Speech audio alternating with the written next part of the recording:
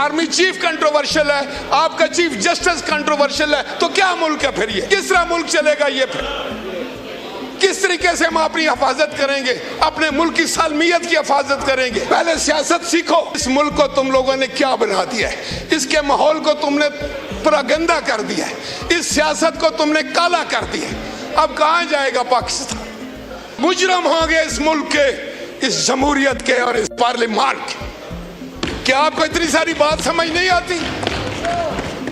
क्या आप इतनी सारी बात समझने की अकल नहीं रखते? लेकिन सबसे बढ़कर मुल्क के साथ वफादारी होती। मैं दोनों नाना जान को जानता हूँ। आपके दादा जान ने इस मुल्क में आमरीत जमहूरियत को तबाह बर्बाद किया। चेयरमैन के नाना जान ने आपको वोट का हक दिया, आपको आइन दिया, आप जिस हाउस में बैठे हैं उसकी वजह से। दादा जान को पाकिस्तान के अवाम ने इक़्तिदार से अलग कर दिया। जो इनका नाना था वो उसने फांसी का फंदा कबूल किया चूम कर, उसने किसी के सामने सर नहीं झुकाया। पर जिस तरह का reaction leader of the opposition की तरफ से आया, उसकी तवक्को मैं हरगिज़ नहीं कर रहा था। अब तो हम सब कोई ऐसा लगता है जैसे कोई फोड़े बन गए। इतने दुखी हैं सारे, इतने फोड़े बने हुए हैं, इतने मैं समझता हूं कि हम लोग इतनी हमारे में अभी बर्दाश्त ही नहीं है कि कम से कम तरीके से सलीके से समझे तो सही कि बात क्या है और फिर उस बात का जवाब दिया जाए। मैं किसी की जात की बात नहीं करूंगा। मैं लीडर ऑफ द अपोजिशन की इज्जत करता हूं। जो भी लीडर ऑफ द अपोजिशन इस हाउस में है वो काबिल एहतराम है, इतना ही काबिल एहतराम है जितना leader of the house. Chairman साहब ने ये कहा, चेयरमैन बिलावल भुट्टो जरदारी साहब ने, और मैं खुद ये चीज़ नोट कर रहा था कि पिछले 3-4 दिनों से जो यहाँ पर सेशन हो रहे, जिस तरह की बातें हो रही, हम शायद किसी बेहतरी की तरफ जा रहे हैं। कम से कम मैं ये समझ रहा था कि बहुत ये खुशाइंद बात कि जब आपने जिस तरह ख्वाजा आसिफ साहब ने कहा कि जब कमेटी की बात हुई, माहौल को बेहतर करने की बात हुई, पार्लियामान के अंदर जो अगर कोई आया, किसी ने यहाँ से लोगों को गिरफ्तार किया, सब ने एक क्रॉस दी लाइन जो है उसको कंडेम किया, उसके बारे में अपने तासुफ और तहफ़्फ़ुज़ात का इजहार किया। तो मैं ये समझ रहा था कि हालात शायद बेहतरी की तरफ जा रहे हैं। और चेयरमैन साहब ने आकर सिर्फ आपसे ये सवाल किया कि जब के माहौल बेहतर हो रहा था, उस माहौल में ये जो ट्वीट आया है, जो बयान आया है, इसकी तहकीक होनी चाहिए कि क्या आपके बानी चेयरमैन ने, पार्टी के बानी ने ये बयान दिया है या नहीं है। अगर ये बयान नहीं दिया उन्होंने और अगर ये कोई बयान आया है तो ये कोई साजिश हो सकती।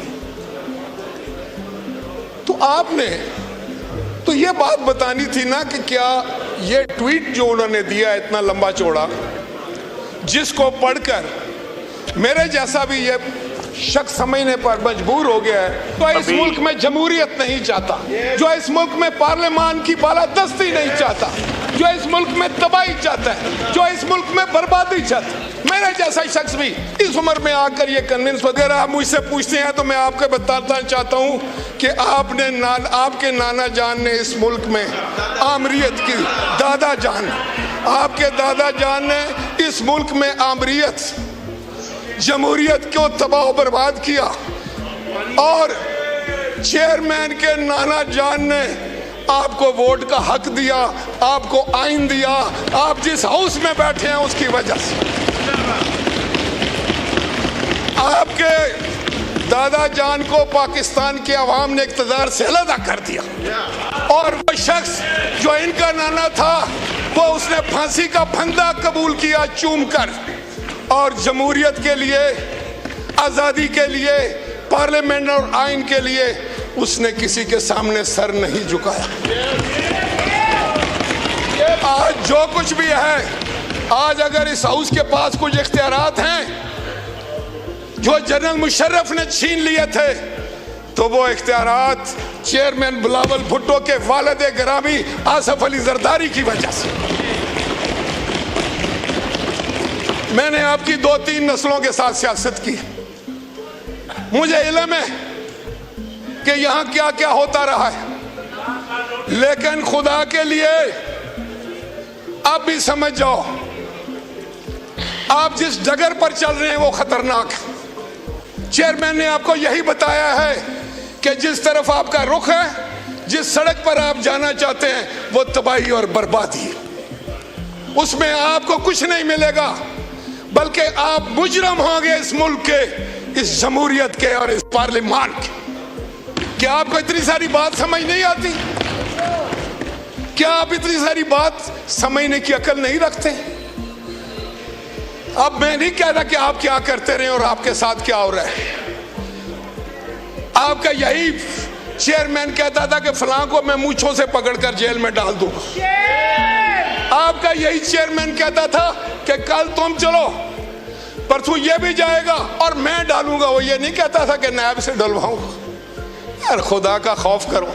इस मुल्क को तुम लोगों ने क्या बना दिया है, इसके माहौल को तुमने पूरा गंदा कर दिया है, इस सियासत को तुमने काला कर दिया है। अब कहाँ जाएगा पाकिस्तान? इसलिए मैं कहता हूं कि पाकिस्तान के 25 करोड़ लोगों को अब मैं समझता हूं मुस्तैद होकर खड़ा होना पड़ेगा।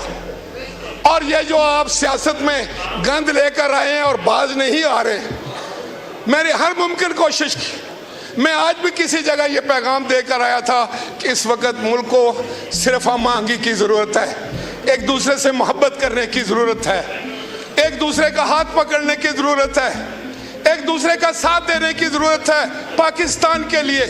लेकिन आप तो नफरतें बेचने वाले लोग हैं, आप तो नफरतें फैलाने वाले लोग हैं, आप तो जानबूझकर अगर अच्छा माहौल हो तो उसको खराब करने वाले लोग। किस तरह यह पार्लियामान चलेगा?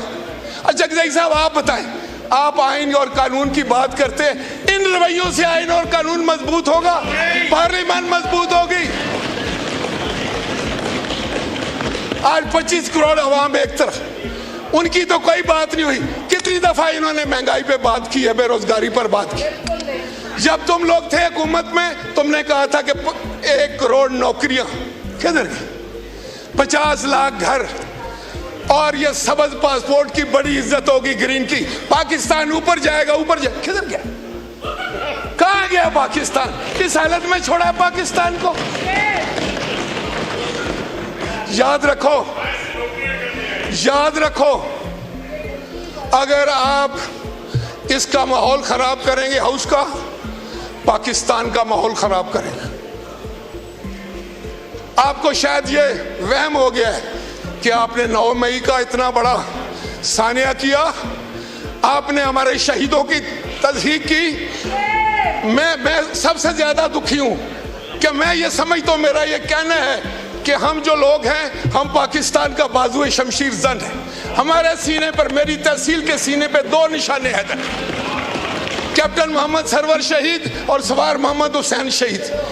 आपने हमारे शहीदों की तज़हीक की, उनकी बेइज्जती की, और तुम अपने आप को पाकिस्तानी कहलवाते हो। तो हम बैठ जाओ।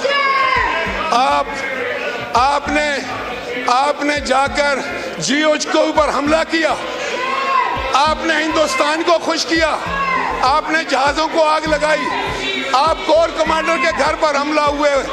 याद रखें, पाकिस्तान के 25 करोड़ लोग, सुने मेरी बात, पाकिस्तान के 25 करोड़ लोग अपनी अफवाज पाकिस्तान के पीछे चट्टान की तरह खड़े, हम खड़े।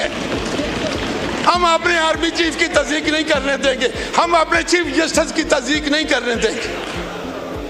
ये कैसे हो सकता है कि आप आर्मी चीफ की तज़हीक करें, उसको कंट्रोवर्शियल कर दें, आप चीफ जस्टिस को कंट्रोवर्शियल कर दें, तो सारा निज़ाम ही तबाह करना चाहते हैं। इससे बढ़कर पाकिस्तान के खिलाफ कौन सा साजिश हो? किसकी बोली बोलते हो तुम लोग?